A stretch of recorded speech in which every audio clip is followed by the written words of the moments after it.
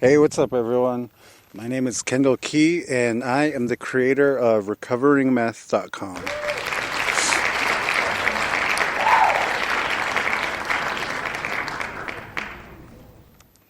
I hope every one of y'all are doing well. Right now, I actually came out for a bike ride in the back part of South Gilbert, Arizona, right by Santa Mountain. And luckily, I found a trail. I got a bike, so I'm just riding on through.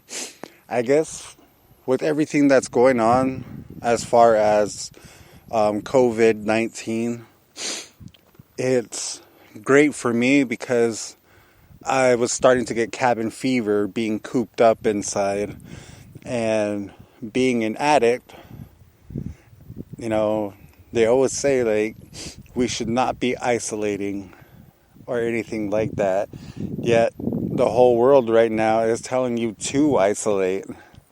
So one thing, a coping mechanism that I've applied is going outside, whether it be for walks around the neighborhood or a bike ride on some dirt trails near the mountain like I am.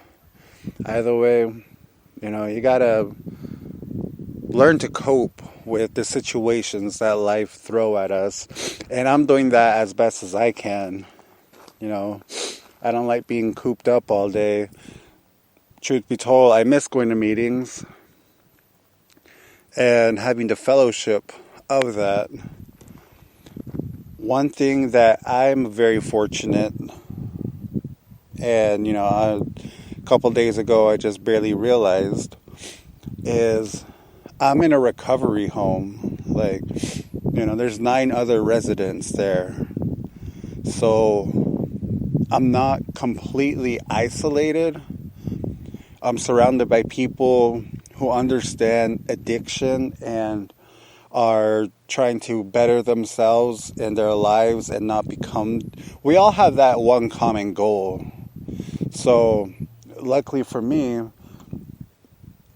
with cabin fever sinking in, I could talk with them, let them know how I'm doing, ask how they're doing.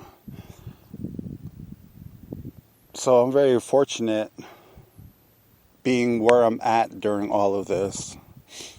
And I know it sucks not going to meetings or anything like that, but we actually held our own in-house Alcoholics Anonymous meeting, which was pretty cool because it was a way to get the residents out of their rooms and still have that essence that holds us all together. We read the preamble, how it works, the 12 traditions, and one session we read the daily reflection. The following day we read chapter 3 out of the big book and discussed that. So that was really nice just to do that, and I know that the residents were very appreciative of that.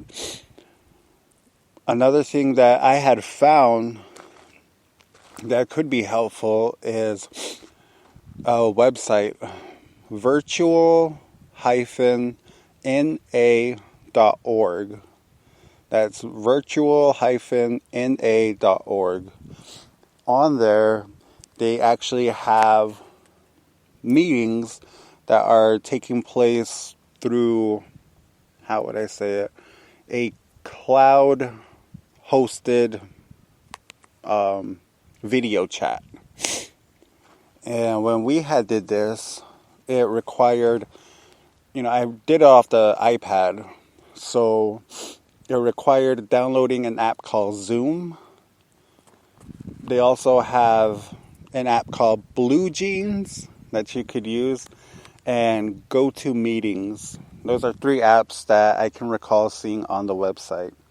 So once you download that, you just pull up the website on your browser, virtualna.org, and the meeting list is listed by time.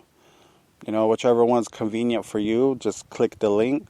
It'll directly open the app that you decided to download, and it'll throw you inside a room.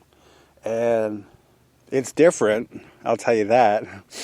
But it was also unique and just awesome because the meeting that we had attended had 200 people in it, like literally all over the states. And I know a person had shared on there, and they were from London.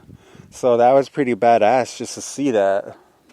And I don't know, it felt good to me just because I know there's other addicts out there, but this just kind of like re-solidified that. You know, there's actually other addicts out there. For me, I don't know, I think that's awesome. Just because, you know, I was sitting there and I'm like, whoa, like, London has tweakers as well? What? So that was like my main thing. And I don't know. So I would suggest checking those out if you need to have a meeting and can't get to one. And like I said, you know, I'm very fortunate to have the fellowship of the house whenever I need. And earlier today on a Sunday, the ministry that I go to, a part of the congregation, still has church on Sundays, which is awesome. So this morning we woke up, got ready, headed over there, and it was just really nice just to be around people again and hear the word from, you know, the Holy Spirit, from God. It just felt really good just to be there and have that camaraderie around us. I know the whole world is telling us to isolate and all of that. Being an addict, it makes it that much more difficult. And I don't know which program you, the listener, may be working, but I would say, you know, one thing all the programs generalize is a higher power. Whatever your higher power may be, I believe that right now is a time to hold tight to that. Put that reliance on your higher power, that higher power of your understanding. The way that I do it, you know, I'm a Christian, you know, I believe in God. That's my higher power. Right now, you know, I went to church this morning, and the days I don't go to church, I have to make that conscious contact with God, especially right now because I'm in step 4 of the AA program. And how that's going for me is, I'm all over the place when it comes to it, to be honest. I'll be chilling and a random thought or memory comes into my head, or a person, a place, or a thing, and I'm like, oh crap, like, you know, I'm trying to listen to whoever I'm conversating with, but at the same time I'm rethinking of the dirt or the hurt, you know, that was inflicted at that time, or jealousy, whatever it may have been in that instance. And I'm like, wow. So emotionally, I'm all over the Richter scale when it comes to that. Spiritually, I have to make that conscious contact constantly in the morning and throughout the day, and when I'm ending the day, just to ask, you know, for the willingness that I need, to be honest and open to actually get through this, because I don't want to go backwards, and I don't want to, I guess, get deterred. I'm not going to let this COVID-19 deter me from finishing out my step 4. So I just had to stay on it, and I ask for that willingness to be able to get it done. And I feel like I got a good chunk of what I need to get out there written down. And in a couple of days, I should be done. And thankfully, I'm talking to my sponsor, and it would be nice to have that interaction, I guess person to person interaction. But with all that's going on, what can we do? So, there's that constant contact, especially through text messages and all of that. And he's been encouraging during this whole process, which I really like. And I don't know, like, I'm getting through it though. And then after this, I feel like I don't know what to expect. But from what I hear inside the meetings, after step 4, it's a feeling of liberation. I guess just breaking all the chains that bound me to my past will get broken. I don't know. But I don't think it's going to be anything grand. Like, the skies open up and there's a huge beam of light and magically a halo appears over my head. I don't think that's exactly what happens. But whatever it is, I'm in for the long run. I've been bound to my addiction for far too long. It took people away that I loved. I've took myself away from people that I've loved. And I'm over it, I guess right now I can say, meth was totally last year. Addiction, that's so 2019. Come on now, it's 2020. It's all about recovery.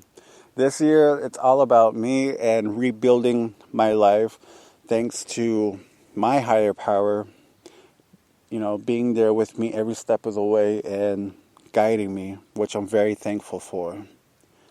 So, with all that's going on and all the isolation, just know you don't ever truly have to be isolated. Reach out to people. I believe this is why, at Celebrate Recovery, they always encourage us to exchange numbers with people that we can relate to in the meetings, exchange numbers, build your accountability teams for moments like this. When you can't go out and get a meeting, you can bring out that phone list, call them up, and I'm pretty sure everyone out there could use a phone call just as much as you do. And me speaking upon that, I should actually do that as well. And, that would be me practicing what I'm preaching right now. So that's great. So, like I said, right now, it is a gorgeous Sunday evening here in Gilbert, Arizona. I'm standing right next to Santan Mountain, and it is just beautiful. I am so happy for everything that has been happening. Well, I should not have said. I should have said, I am just so happy for everything that has been taking place in my life. I'm not talking about Corona, but everything that's been taking place in my recovery. I am so happy about it, and I am so blessed that I am able to share that with you, the listener. Y'all keep encouraging me to keep doing what I'm doing, and just to be open and honest and let y'all know that I am just a straight up tweaker from the streets of Phoenix. I just decided not to die from my addiction. I chose to live life. I chose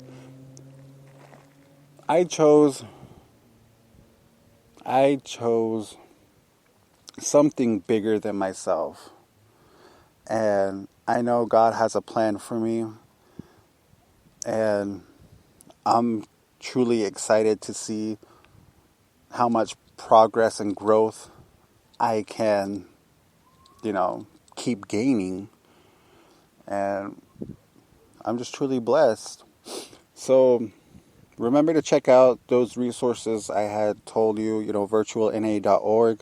I love y'all. Stay safe. Remember, you're never truly isolated if you don't want to be. Reach out to someone.